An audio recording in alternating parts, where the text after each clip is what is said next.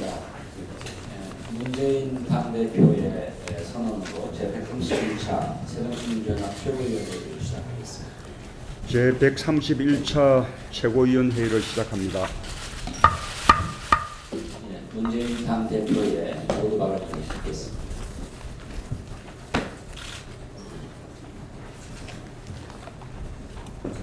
내일은 김대중 대통령 서거 6주기입니다. 고 김대중 대통령님은 평생을 민주주의에 바치셨습니다. 그 민주주의를 바탕으로 이루려고 하셨던 것이 한반도 평화와 경제적 번영이었습니다.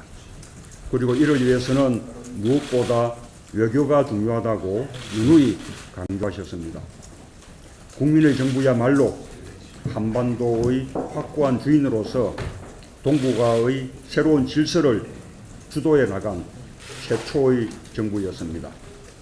한평생을 색깔론과 지역 차별에 시달리면서도 정오와 대결보다 화해와 협력을 추구했던 김대중 대통령님이 계셨기에 가능한 일이었습니다.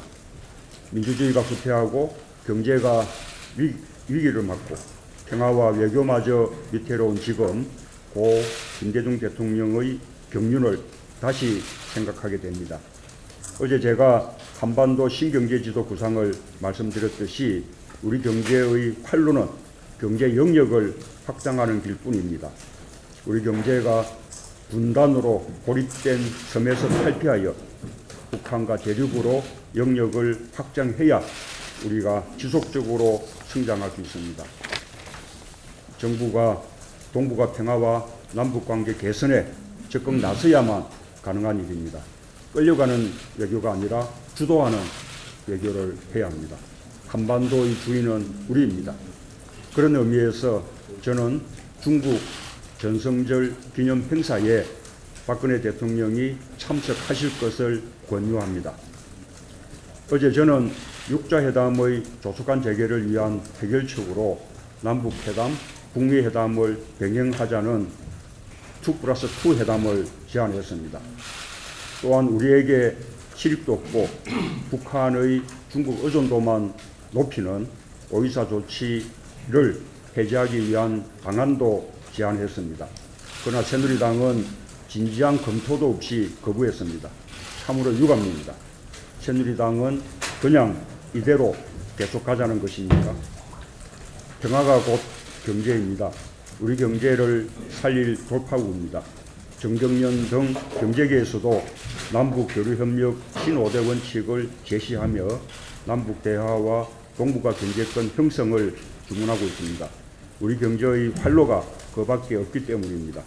지금 대한민국 경제의 활로는 한반도 경제 통일밖에는 없습니다.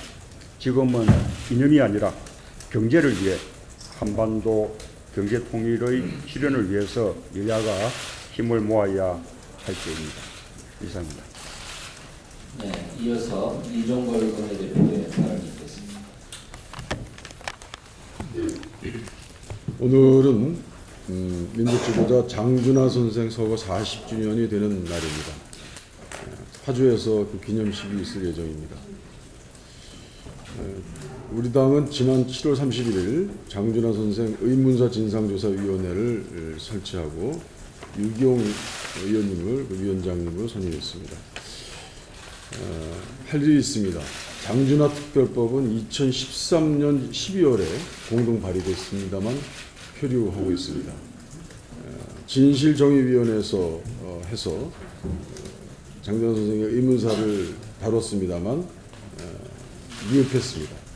이 진실을 밝혀내기 위한 법입니다. 반드시 법의 취지에 따라 법을 제정하고 진실을 규명하는 데 앞장서겠습니다. 아베 일본 총리 전후 70년 담화는 그야말로 교묘한 문장 조합 뒤에 속마음을 숨긴 담화였습니다. 과거의 통절한 반성과 진심 어린 사죄는 과거에 그랬다는 것뿐일 뿐 현재는 사죄하겠다는 것이 없습니다. 전쟁 피해자들에게 애도를 표했습니다만 식민지 피해자들이 아닌 일본 전범까지 포함하는 속마음으로 애도를 표했을 뿐입니다. 일본이 반성과 사죄를 행동으로 옮겼다고 했지만 일방적인 주장뿐입니다. 그런 주장에 전쟁 피해자와 국가들은 동의하지 않을 것입니다. 아베 총리가 담화에서 하고 싶은 말, 그 속마음은 일본의 전후 세대에게 사죄의 숙명을 안겨주어서는 안 된다는 말일 것입니다. 살펴보니까 약 4,000자 담화문의 문장 중에 유일하게 주어가 명확하게 있는 그야말로 진심 어린 문장입니다만 이치에 맞는 주장이 아닙니다. 국제사회는 일본의 전후 세대에게 그들이 일으키지 않은 태평양 전쟁과 학살, 위안부 강제 징집에 사과하라고 요구하는 것이 아닙니다. 아베 총리는 일본의 사과를 일본의 전후 세대의 사과로 교모히 왜곡하고 있습니다. 아베 총리의 주장은 일본이 저지른 전쟁 범죄에 대한 사과를 거부하는 가해자의 자기 변명일 뿐입니다. 70년 12월 7일 독일 브란트 총리가 무릎 꿇고 독일 범죄에 대해 사죄한 것을 우리는 똑똑히 기억합니다.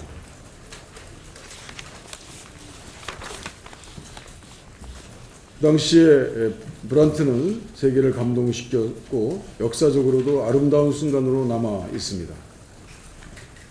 가해자와 피해자 사이의 화해와 용서란 이런 진정 어린 사죄가 있어야 가능하다는 것을 아베는 수차례 얘기합니다만 역사에서 똑똑히 배우기 바랍니다. 어제 열린 당정청 정책조정협의회에서는 난데없이 삼위일체 구호가 울려 퍼졌습니다. 대통령의 전진 앞으로 연내 성과 달성, 이런 지시 수행을 위한 당정청 삼위일체는 의회주의의 실종을 드러내는 것입니다. 삼위일체 구호 속에 국정의 한 축인 당론은 사라지고 청와대의 청론만 난무하고 있습니다. 민심과 민생이 제고된 당정청 삼위일체는 그들만의 리그일 뿐입니다. 오늘 제가 100일 간담회를 준비하면서 돌이켜봤습니다. 의회가 무너지고 있습니다. 의회주의 정치가 무너지고 있습니다.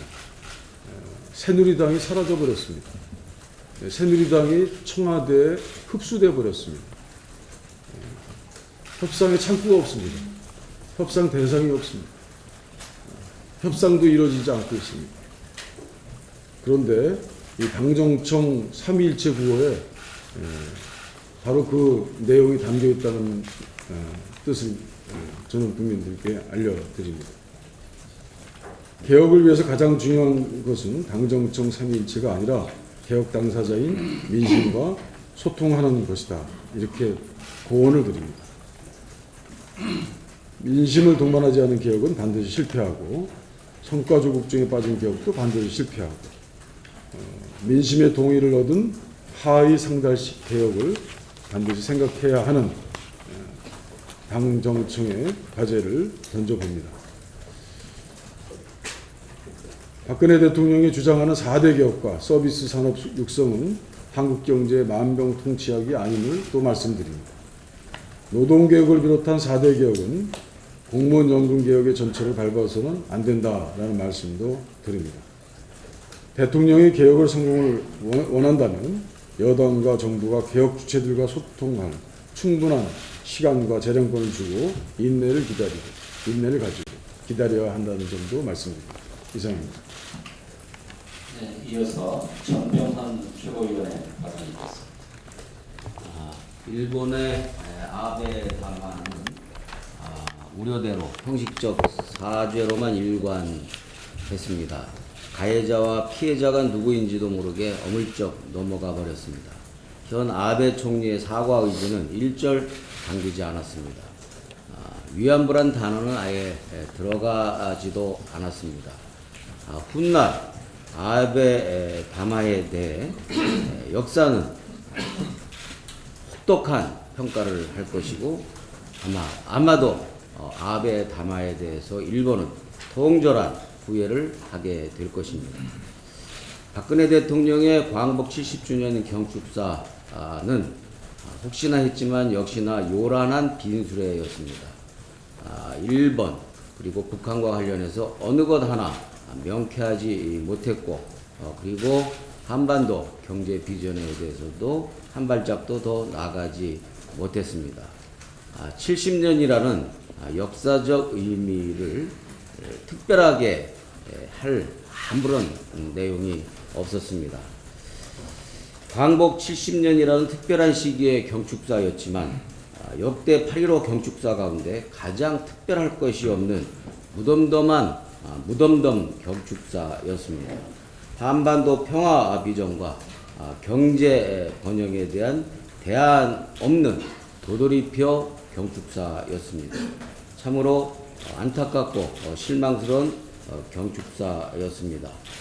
광복 70년이라는 뜻깊은 해를 맞이하면서 우리가 설레었고 그리고 특별하게 역사적 의미를 되새겼던 70주년 8.15는 특별한 의미 없이 지나가 버리고 만 셈입니다. 안타깝고 유감스러운 70주년 8월 15일이었습니다. 문재인 대표께서 어제 광복 70주년을 맞아서 국민소득 5만 불 시대를 위한 한반도 신경제 지도 구상을 발표했습니다. 우리의 경제활동 영역을 북한과 대륙으로 넓히자는 비전과 구체적인 방안까지 제시한 한반도 경제 통일 구상인 것입니다.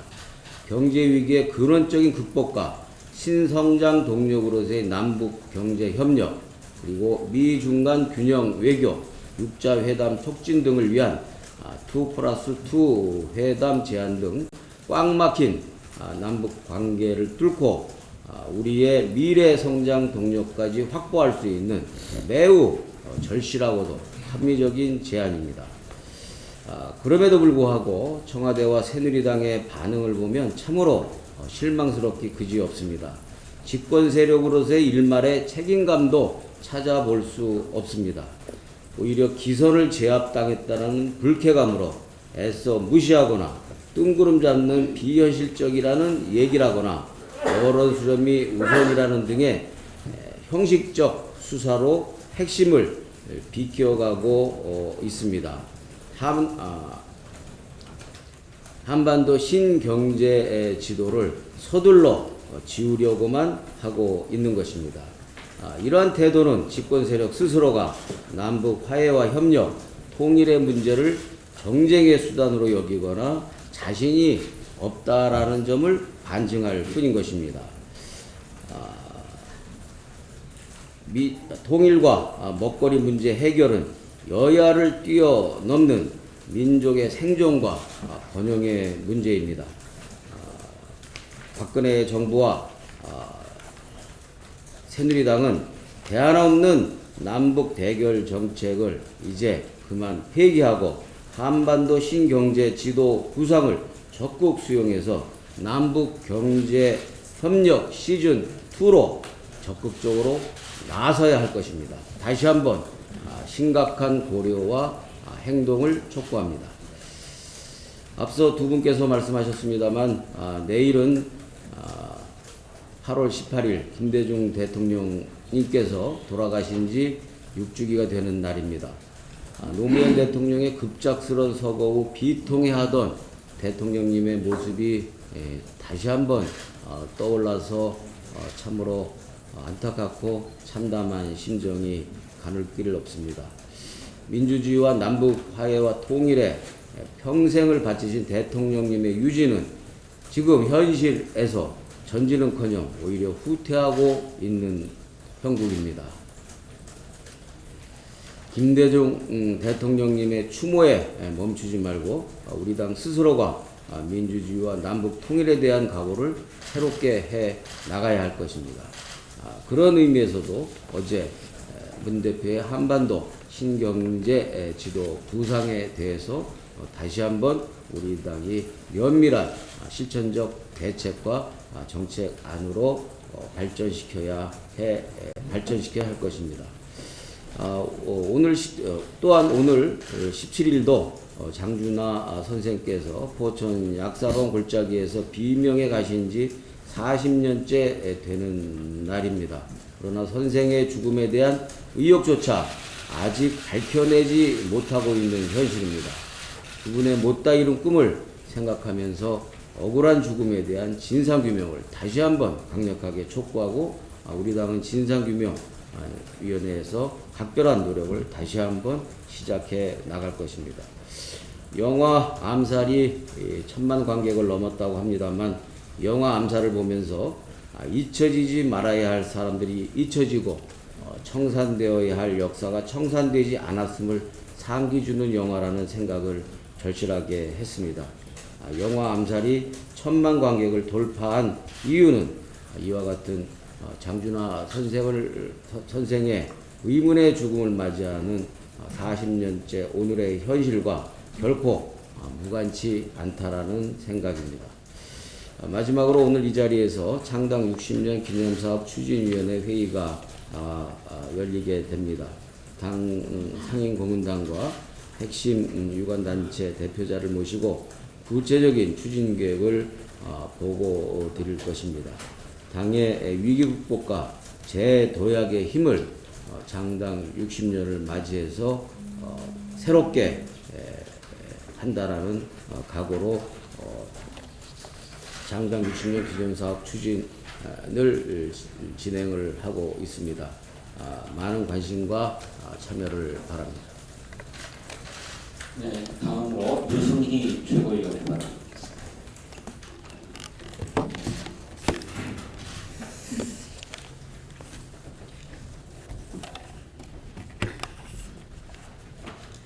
예. 재벌개혁 없이는 제대로 된 일자리 창출도 경제 성장도 있을 수 없습니다. 최근 롯데의 후계 구도와 관련해서 신시일가의 분쟁을 보면 재벌의 지배구조가 얼마나 전 근대적인지 극명하게 드러나고 있습니다. 재벌 총수 일가가 소수의 지분으로 순환 출자를 통해서 거대한 기업 집단을 지배하고 있습니다. 경영 능력이 검증되지 않은 총수 일가가 경영을 세습하면서 오히려 기업 가치를 훼손하고 리스크를 유발하고 있습니다. 뿐만 아니라 롯데그룹 자체도 도덕적 해이가 심각한 수준입니다. 롯데가 이중국적이면 나라마다 한 명씩 부인을 2명 두고 있는 게 적법한 겁니까? 현행법 위반이고 도덕적으로 지탄받을 일입니다. 정확히 100년 전인 1915년조 우리나라에서는 축첩제도가 이미 폐지되었습니다. 신동빈 회장은 롯데는 한국기업이라고 언급했지만 공감이 안 됩니다. 롯데그룹은 1988년 부산 롯데호텔 부지를 구입하면서 외국인 투자 촉진법 특혜를 받아 취득세, 등록세 191억 원의 면제를 받아 논란이 되었습니다. 신동빈 총수 일가가 개인사에 있어서 일본 국적으로 군대를 면제받지 않았습니까? 심지어는 롯데는 일본에서 아사다마오를 적극 후원했지 않았습니까? 아사다마오와 김연아의 경쟁 구도가 극에 달했을 때 아사다마오 선수 옷에 늘 롯데가 선명하게 찍혀 있었던 것을 국민들은 선연하게 기억하고 있습니다. 롯데는 순환 출자도 국내 다른 그룹보다 더 복잡한 수준입니다. 거무줄식 순환 출자로 적은 지분으로 기업을 지배했습니다. 반면 호텔 롯데는 매출액의 83%를 면세 사업을 통해서 결국 세금을 깎아주는 면세 사업으로 막대한 이익을 내고 있습니다. 그러면서 한편으로는 롯데그룹은 비정규직을 남발해서 나쁜 일자리를 만드는 주범입니다. 특히 여성들 대다수가 비정규직입니다. 기업형 슈퍼마켓 SSM으로 골목 상권도 다 죽여놓았습니다. 한마디로 양심도 없는 나쁜 기업입니다. 재벌을 적재시하자는 것이 아닙니다. 재벌 독식, 부자 독식하는 사회가 아니라 함께 잘 사는 경제를 위해 총체적인 악성 재벌기업 롯데에 대해서 국정조사가 필요합니다. 올 12월에 롯데 면세점 2곳의 면세 사업이 종료되고 재승인 여부가 결정됩니다. 그 전까지 롯데그룹은 뼈를 깎는 개혁을 단행할 수 있을지, 사회적 책임을 다하는 기업으로 거듭날 수 있을지 국민들은 지켜볼 것입니다.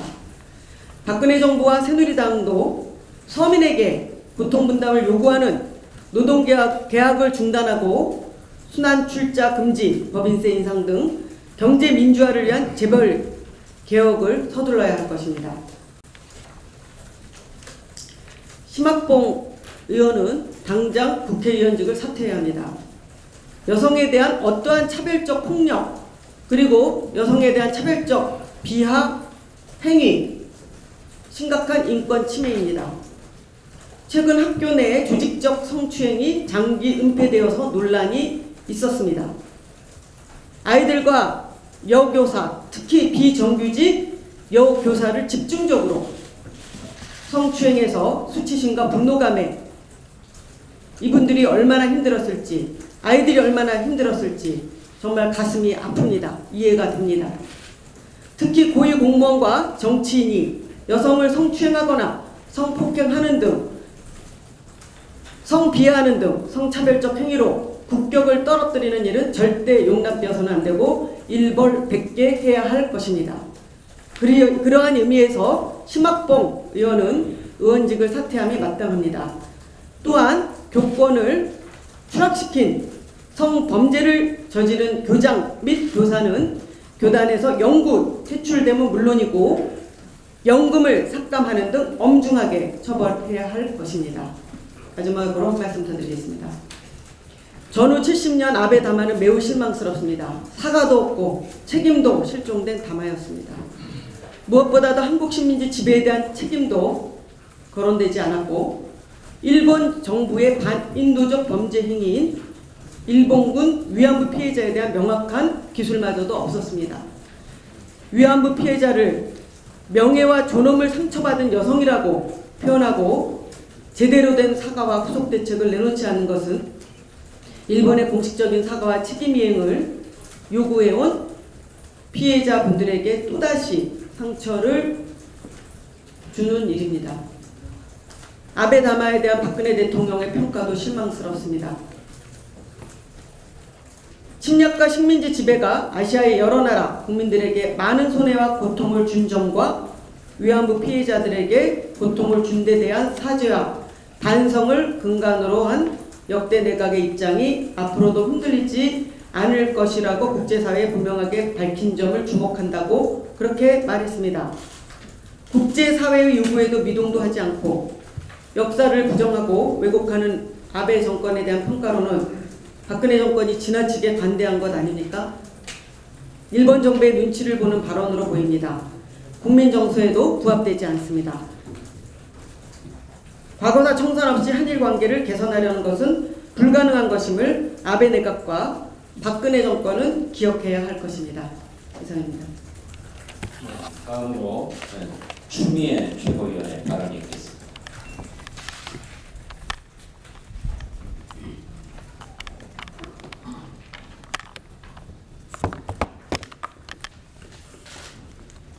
이른바 외교는 목표가 있어야 합니다.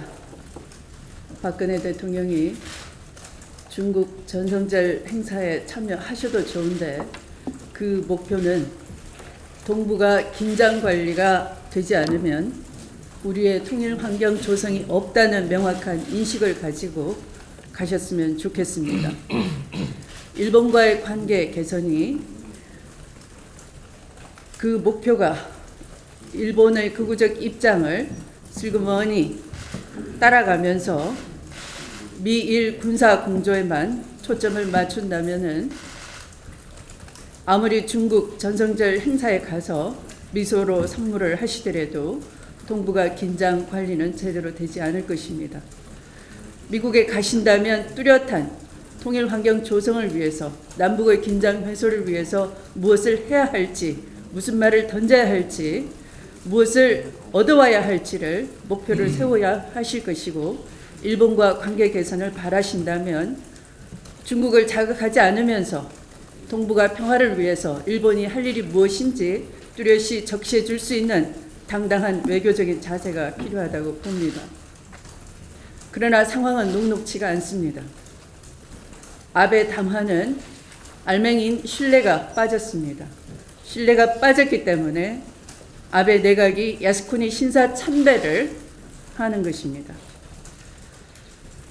또 아베 담화의 핵심은 본인 자신을 포함해서 전후 세대가 더 이상 전범 국가라는 과오를 물려받지도 않을 것이며 그런 지적을 세계로부터 받지 않겠다는 선긋기에 불과했던 것입니다.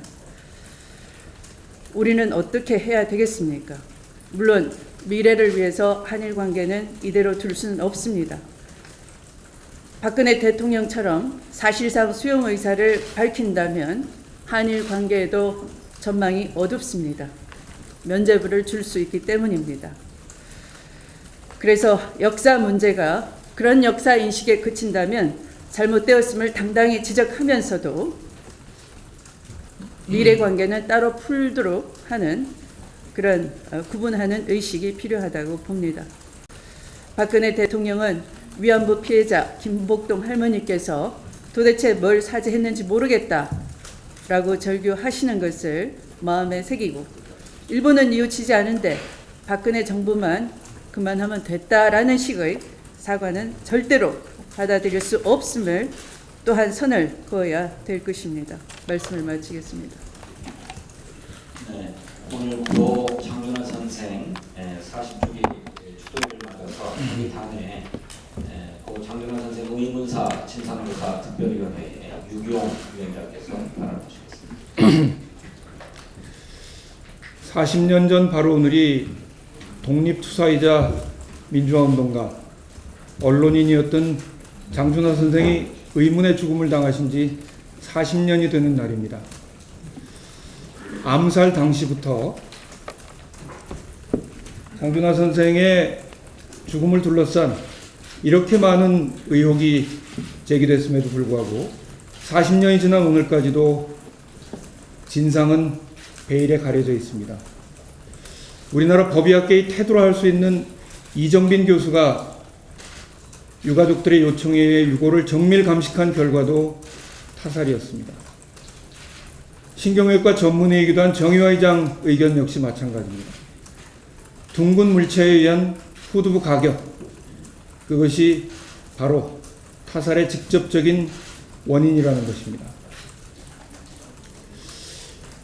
의문의 진상을 밝히기 위해서 그동안 많은 노력이 있었지만 무의로 끝났습니다. 그래서 2013년 12월 본 의원이 대표 발의하고 문재인 대표, 이종걸 원내대표 등 새정치민주연합의 지도부, 그리고 정의화 의장, 이재호 의원 등 여야 의원 104명이 장준하 특별법을 대표 발의했지만 정부 여당은 이것을 철저하게 외면하고 묵살하고 있습니다. 이 자리를 빌어서 정부 여당에 강력히 촉구합니다. 창시명 닭깎이 마사오였던 박정희 씨의 딸이 바로 박근혜 대통령입니다. 김무성 대표의 부친 친일 행적도 최근에 큰 논란이 되고 있습니다.